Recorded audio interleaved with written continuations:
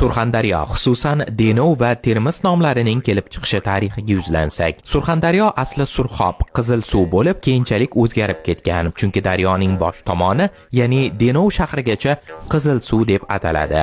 Daryo Surx urug'i nomi bilan ham atalgan bo'lishi mumkin. Surxondaryo o'rta asrlarda Chog'onrud, qishloq, arab geograflari asarlarida Sog'onrud deb atalgan.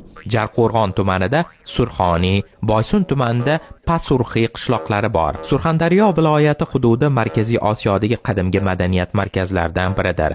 O'rta asrlarda Chag'oniyon viloyatning tarixiy o'zagi sanalgan. Chag'oniyon hozirgi Denov shahri yaqinida bo'lgan va maydoni jihatdan Termizdan katta bo'lgan. Denov esa asli Dexinav, ya'ni yangi qishloq ma'nosida keladi. Arab geografi muqaddasiy ma'lumotiga ko'ra, Sig'oniyonda 16 mingga yaqin qishloq bo'lgan. Tarixchi Hofiza Abruning yozishicha, Termiz Aleksandr Makedonskiy tomonidan qurilgan va dastlab Tamarastxa, ya'ni Baxtricha, narigi sohildagi manzil ma'nosini anglatgan. Termiz shahri nomi asrlar davomida Tarmat, Termet, Tarmit, Termit, Tarmiz, Tirmiz va hatto Domat shakllarida yozilgan bo'lsa, Yevropa manbalarida Aleksandriya, Dimitras, Yevgrov Detiyani deb atalgan. Sharq manbalarida esa Termiz Madinat ur-Rijol, ya'ni mardlar shahri tarzida ham uchraydi.